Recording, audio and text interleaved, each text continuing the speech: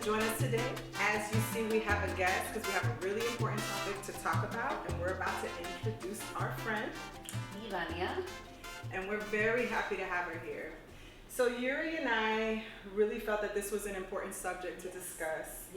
One of the things that we find in our culture that is lacking is the discussion of abuse, how it's hidden, put under the rug, just all that jazz, right? And so we have invited our friend today because she's going to share part of her testimony, and Yury as well.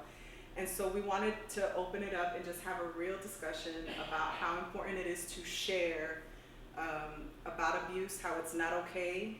We need to be more supportive of one another. There's a lot of shame that comes with this. Yes. So I don't know which one of you ladies would like to kind of start off just to kind of have this discussion and share your heart. Well, I'll definitely go first. First off, thanks for you having me. I'm definitely honored. And I love what you guys are doing, so I definitely bless your journey. First off, I just wanted to say that this is never easy.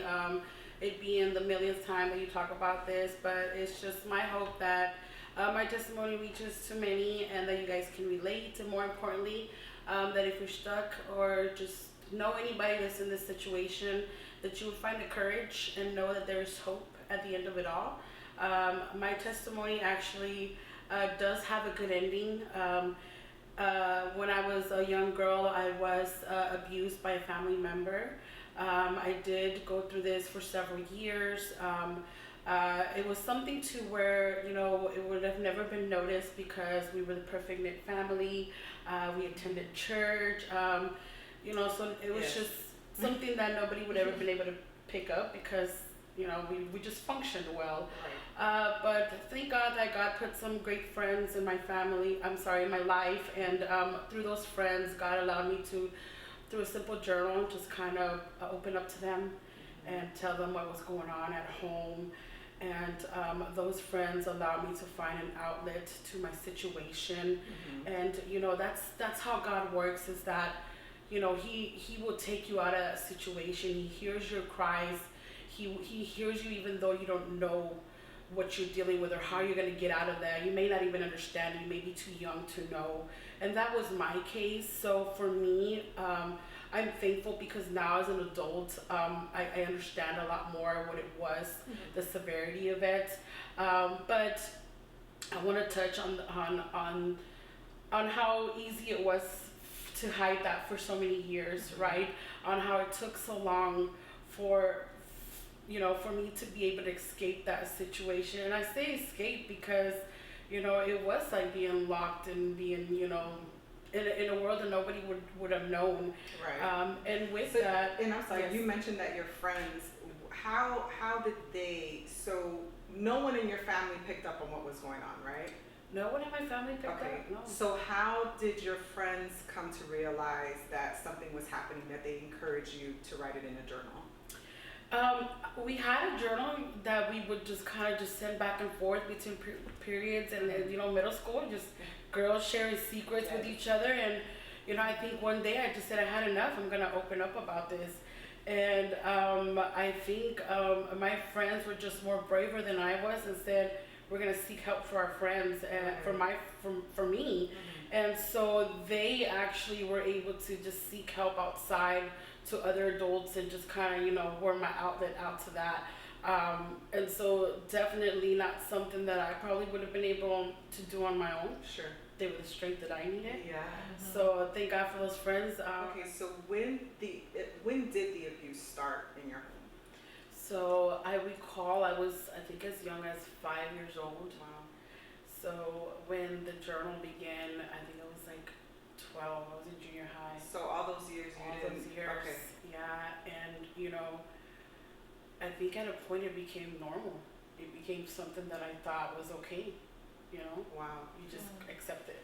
And where was everybody when this would happen? Was no one home? Were people home? Because I think a lot.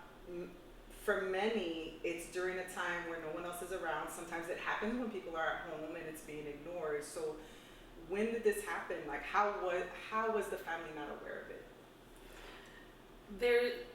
There's a sense of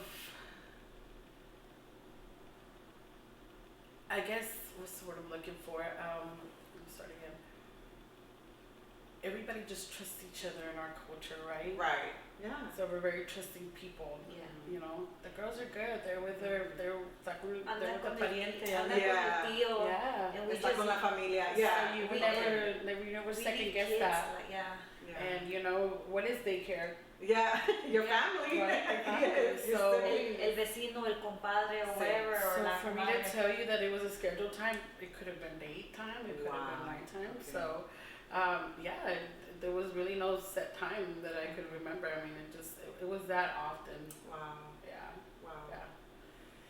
So, as this process, was happening, I guess it came to the point, like you said, that with your friends, you were like, you couldn't take it anymore, and you wanted to tell them. So, talk about, you shared a little bit with us earlier, and I don't know how much you want to share now, but talk to us about what that journey looked like for you. Like, once you said, hey, this is happening, I mean, I could imagine just an explosion in the home, like, mentirosa, eso no es verdad, what are you saying? You know what I mean? Like, what started to transpire? It's funny that you asked that because the minute that I wrote that down on paper, immediate guilt came over me. What did I do? I just messed up my home.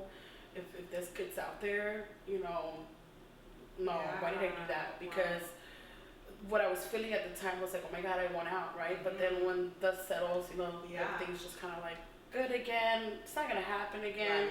So you start making excuses, Yeah. right? You start making excuses, and you start just kind of just saying everything's gonna be okay. Maybe it won't happen again. Well, it happened again. Wow. And so with that, when I went back and talked to those group of friends, I couldn't contain my emotion anymore. It was so fresh. So they knew.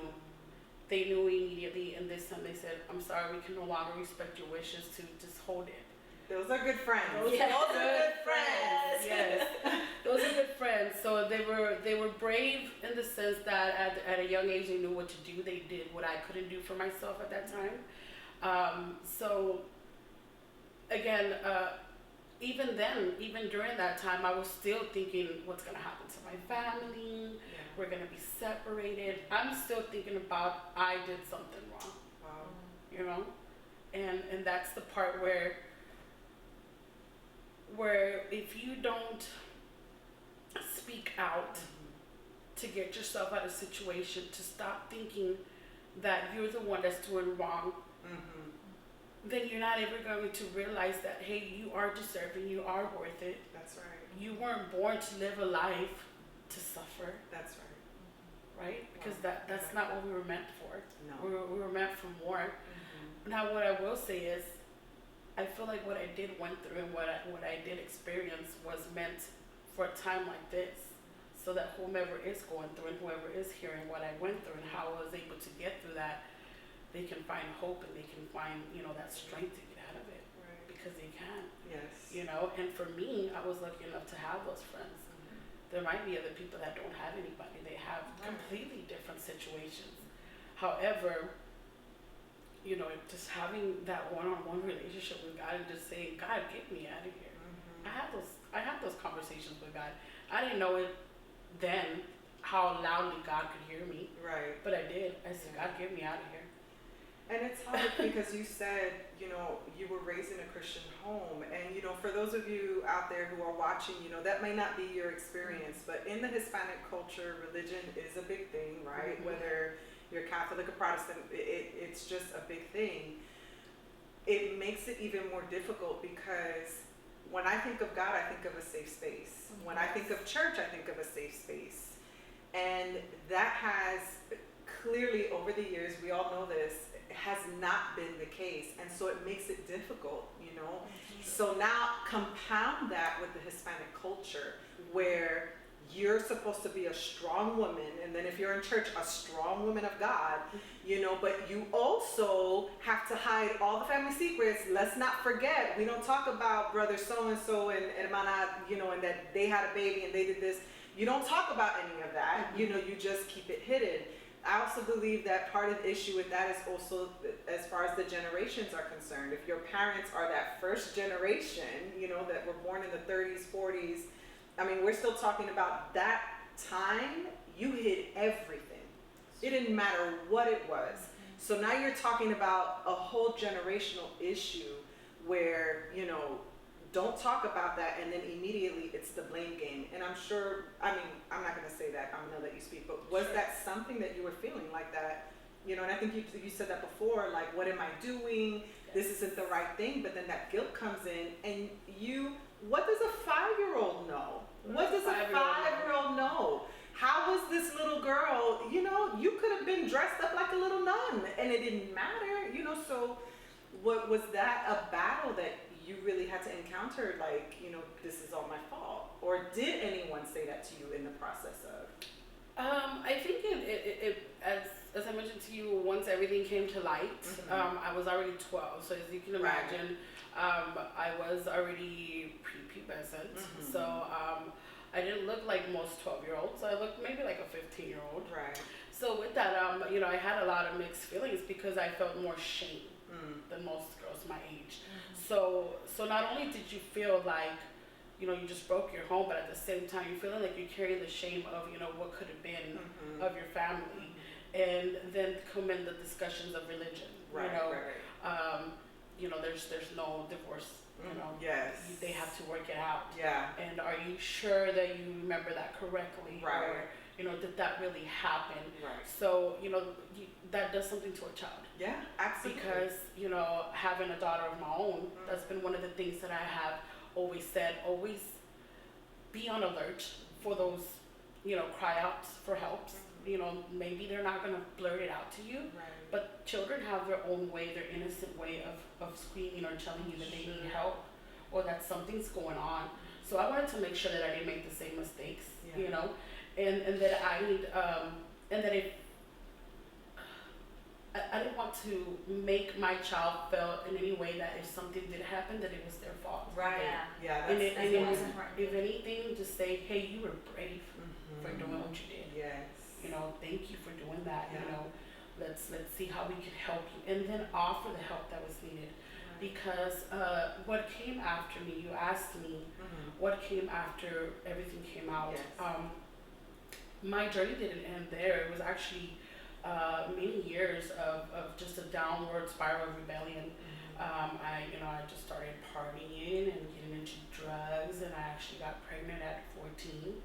Only 2 years from the time, you know, because for some reason or another, the person was able to live a free life and wasn't persecuted, and I was out until maybe I was 18. So if you can imagine, that's a very big gap. Right. At 18, I was approached by law enforcement, and they said, hey, we're ready to move forward for trial. And I said, what? Wow. This is something I have put behind me. Right. You thought, right, moving on. I'm a woman that has put this behind me. I've forgiven, right? Sure. Because you go to church, you try to cope with things. You know, you try to remember what God pulled you out of, and remember the whole forgiveness thing, right? But have you really truly forgiven? Right. And so one of the things that I really did focus on, no matter what was going on with my family, no matter what they would say in terms of, hey, you know, their interpretation of forgiveness was different in the sense of, and I won't say this for all of my family because I love my family. I've had a great support system, but for those that didn't know me closely or knew my situation well enough, I would get comments like, hey, you know, you shouldn't take matters into your own hand. You should let God deal with it.